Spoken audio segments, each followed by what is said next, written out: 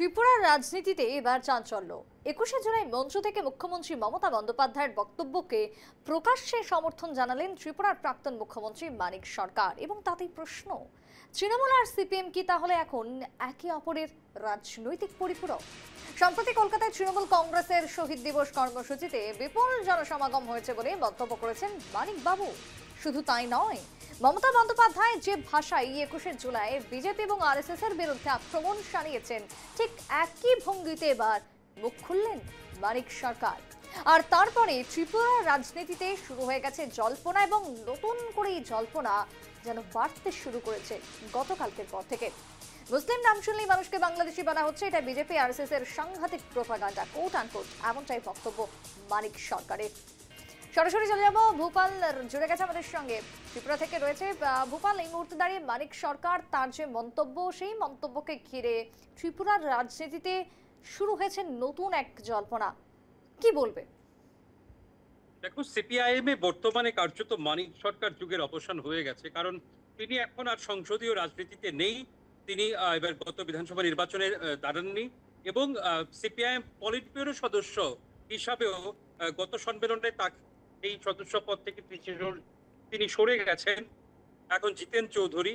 তো এই অবস্থায় মানিক সরকার যে বক্তব্য রেখেছেন সেটা পার্টি লাইন হলেও মমতা বন্দ্যোপাধ্যায় এবং পশ্চিমবঙ্গের বর্তমান সরকারের প্রশংসা যেভাবে তিনি করেছেন, এমনকি 21শে জুলাই মঞ্চ, যে 21শে জুলাই মঞ্চ হয়েছিল জ্যোতি বসুর যখন মুখ্যমন্ত্রী ছিলেন, তখন জ্যোতি বসুর পুলিশ যেভাবে মমতা বন্দ্যোপাধ্যায় এবং তৎকালীন যুব কংগ্রেসের একটি র্যালির উপর আক্রমণ করেছিল বলে অভিযোগ, সেই জ্যোতি বসুর বিরুদ্ধে সিপিআইএম সরকারের বিরুদ্ধে যে 21শে জুলাই হচ্ছে, এই 21শে জুলাইতে প্রচুর জমায়েত হয়েছে বলে মানিক সরকার বলছেন, ত্রিপুরার প্রাক্তন মুখ্যমন্ত্রী, 20 বছরের মুখ্যমন্ত্রী। অন্যদিকে তিনি মমতার সুরে সুর মিলিয়ে বলছেন যে মমতা বন্দ্যোপাধ্যায় যেটা পশ্চিমবঙ্গে বলছেন সেটা যথার্থ বলছেন, যে বাঙালিদের বাংলাদেশি হিসাবে বিভিন্ন রাজ্য থেকে বিজেপি আরএসএস সরিয়ে দেওয়ার চেষ্টা করছে, এটা বিজেপির রাজনৈতিক প্রোপাগান্ডা।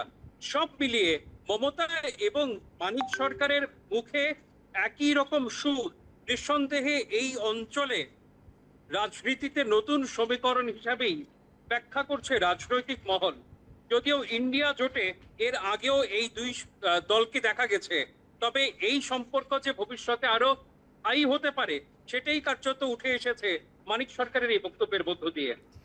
ভূপাল, মানিক সরকারের এই বক্তব্যের পর বিশেষ করে বিজেপির পক্ষ থেকে এখনো পর্যন্ত কি কোনো আভাস পাওয়া গেছে যে তারা কিভাবে দেখছেন মানিক সরকারের এই রকম মন্তব্যকে? দেখো, পশ্চিমবঙ্গে এবং ত্রিপুরা একই সুর। বিজেপি যেটা বলছে যে সিপিআইএম কার্যত তৃণমূল কংগ্রেসের বি টিম, তারা বিভিন্ন সময়ে তৃণমূল কংগ্রেসকে সরকারে আসার ক্ষেত্রে সিপিআইএম সহযোগী ভূমিকা পালন করছে, এমনটা অভিযোগ বিজেপির। ত্রিপুরার বিজেপি নেতৃত্বেরও এর ব্যতিক্রমী অভিযোগ নয়। তারা বলছে ত্রিপুরাতে যেভাবে কংগ্রেস এবং সিপিআইএম একত্রিত হয়ে বিজেপির বিরুদ্ধে লড়াই করেছে, তেমনি পশ্চিমবঙ্গেও তৃণমূলের সঙ্গে হয়েই কার্যত সিপিআইএম লড়াই করছে। বিজেপির বিরুদ্ধে লড়াই করার ক্ষেত্রে মতাদর্শগত প্রশ্নে সিপিআইএম পিছিয়ে পড়েছে, এমনটাই অভিযোগ বিজেপির। সুপ্রীতি। বেশ ভূপাল, ধন্যবাদ তোমায়। অর্থাৎ এবার ত্রিপুরাতে নতুন সমীকরণ, যেখানে লক্ষ্য করা গেছে এবার মমতা বন্দ্যোপাধ্যায় সুরে সুর মেলাতে মানিক সরকারকে। ত্রিপুরায় বাম মুখ্যমন্ত্রী, 20 বছরের মুখ্যমন্ত্রী ছিলেন এই মানিক সরকার, আর প্রাক্তন মুখ্যমন্ত্রীর এই মন্তব্য, যাকে ঘিরে ত্রিপুরার রাজনীতিতে নতুন করে চাঞ্চল্য। বিশেষ করে যে বামেদের বিরুদ্ধে আজকে 21শে জুলাই পালন করা হচ্ছে, সেই 21শে জুলাই ভিড় হয়েছে বলে মন্তব্য করলেন এই বাম নেতা, যাকে ঘিরে রহস্য এবং তার সঙ্গে চাঞ্চল্য দুটোই বাড়তে শুরু হয়েছে ত্রিপুরার রাজনীতিতে।